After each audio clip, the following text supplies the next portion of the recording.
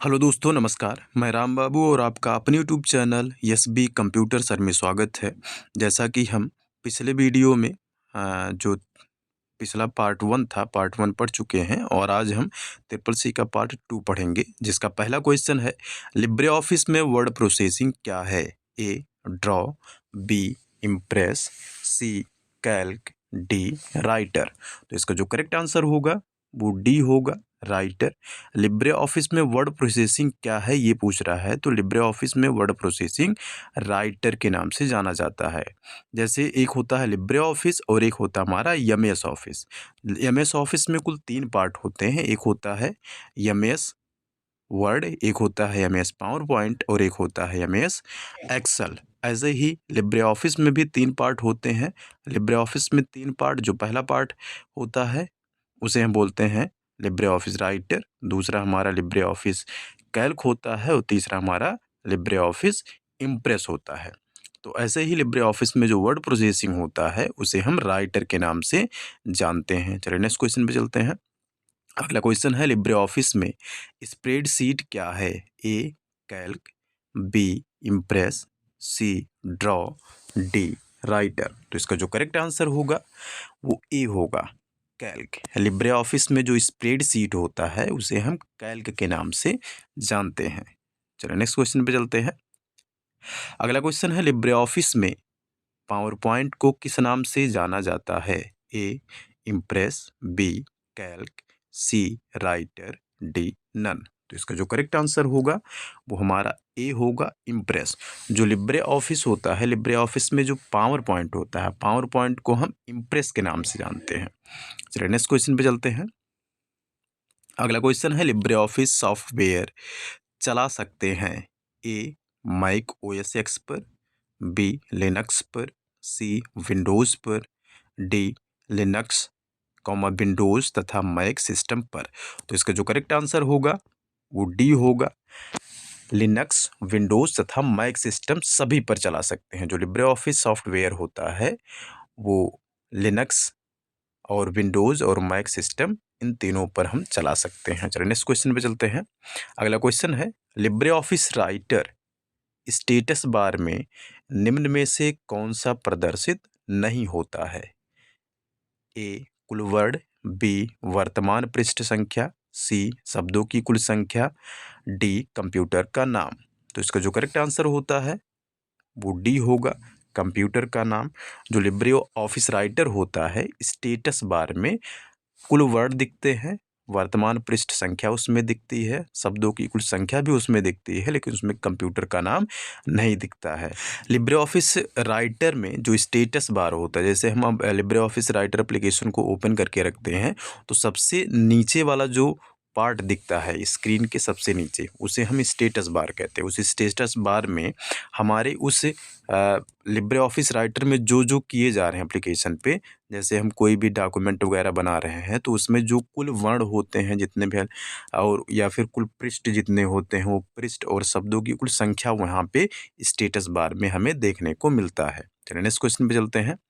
अगला क्वेश्चन है, ए सीरीज मानक पेपर आकार को अधिकांश प्रिंटर समर्थन करते हैं। A1, बी A2, सी A3, डी A4। तो इसका जो करेक्ट आंसर होगा वो A4 होगा। ए सीरीज़ के जितने भी पेपर आते हैं उसमें सबसे ज़्यादा जो प्रिंटर समर्थन करते हैं, एक्सेप्ट करते हैं, वो हमारा A4 साइज होता है। बाकी A1, A2 और A3 ये भी होते हैं, लेकिन ये बहुत कम मात्रा में किए जाते हैं। चलिए नेक्स्ट क्वेश्चन पे चलते हैं। अगला क्वेश्चन है, लिब्रे ऑफिस राइटर में पेज ब्रेक के लिए कीबोर्ड संयोजन क्या है? A shift plus A, B tab, C control plus enter, D control plus C. तो इसका जो करेक्ट आंसर होगा वो सी होगा, control plus enter. Libre Office Writer में पेज ब्रेक के लिए, पेज ब्रेक का मतलब क्या होता है, जैसे मान लीजिए कि यहाँ से, ये जो यहाँ से नीचे वाला जितना भाग है, अगर इसको हम दूसरे पेज पे चाहते हैं तो हम पेज ब्रेक का इस्तेमाल करते हैं कंप्यूटर में।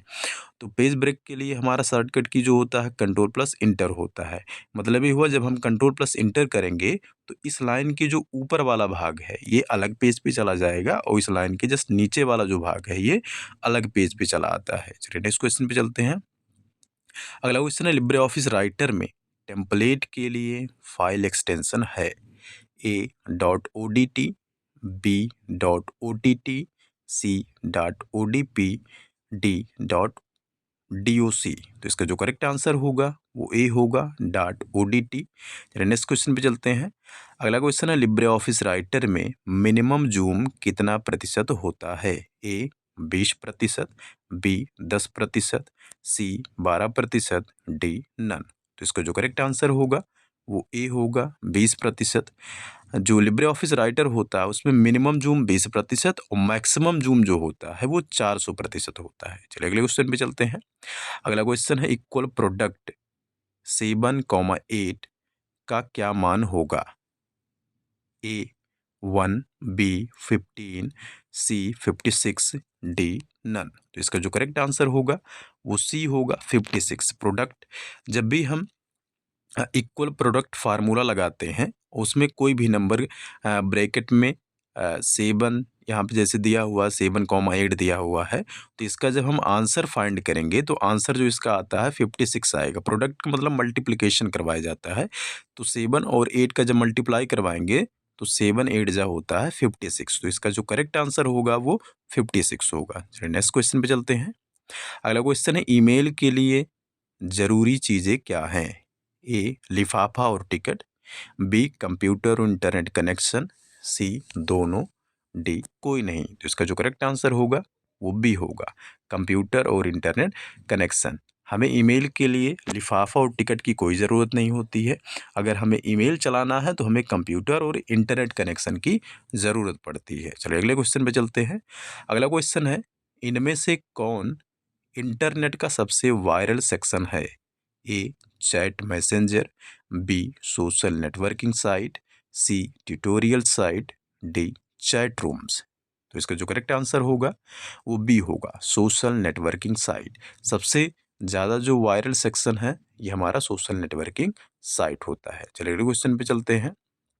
अगला क्वेश्चन है SMTP में यम से तात्पर्य है? SMTP का full form simple mail transfer protocol होता है। इसमें पूछा जा रहा है कि जो यम है यम का इसमें क्या तात्पर्य है या यम का फुल फॉर्म क्या होता है? तो A mail, B mailing, C mobile, D all of these. तो इसका जो करेक्ट आंसर होगा वो ए होगा मेल।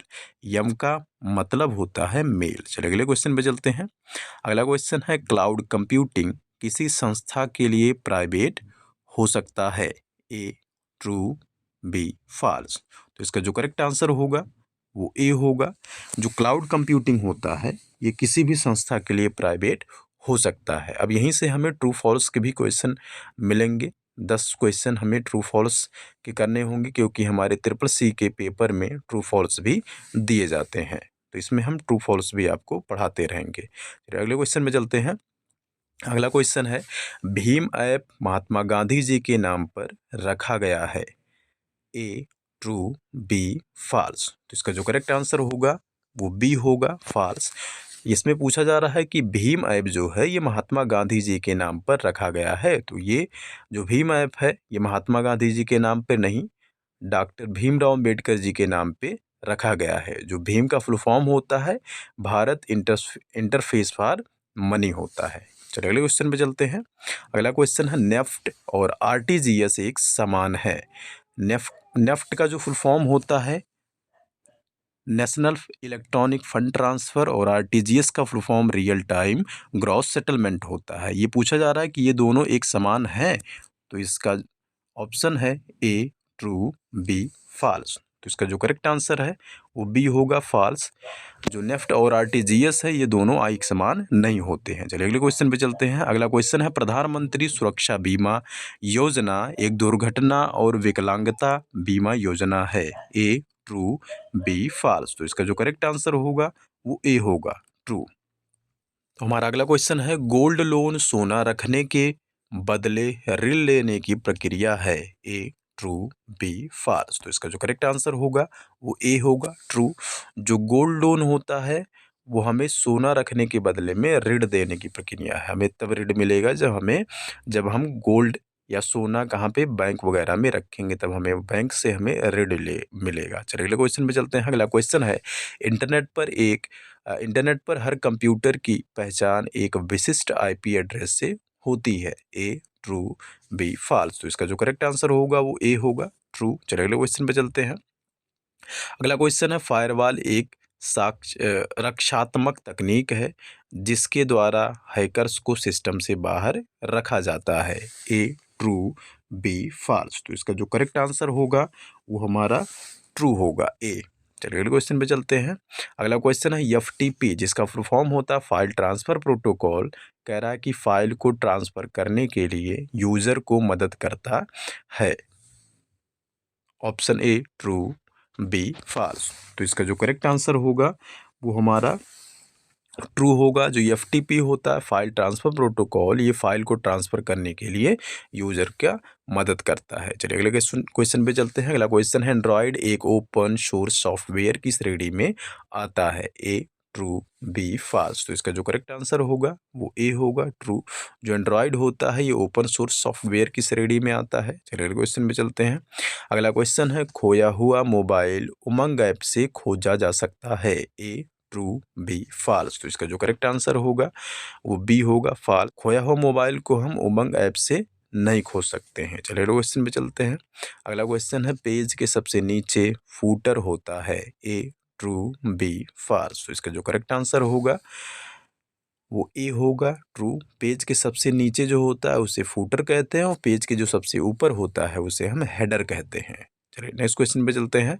अगला क्वेश्चन है, किसी कंप्यूटर में वायरस भेजना आईटी एक्ट 2000 के सेक्शन 43 66 ए में आता है।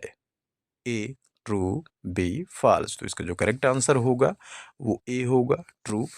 जब हम कंप्यूटर में वायरस भेजते हैं या कोई भी व्यक्ति कंप्यूटर में वायरस भेजता है तो आईटी एक्ट 2000 के सेक्शन 43 66 और 66 ए के अनुसार उसे दंड दिया जाता है। तो चलिए इस वीडियो का कुल 25 क्वेश्चन कंप्लीट हुआ।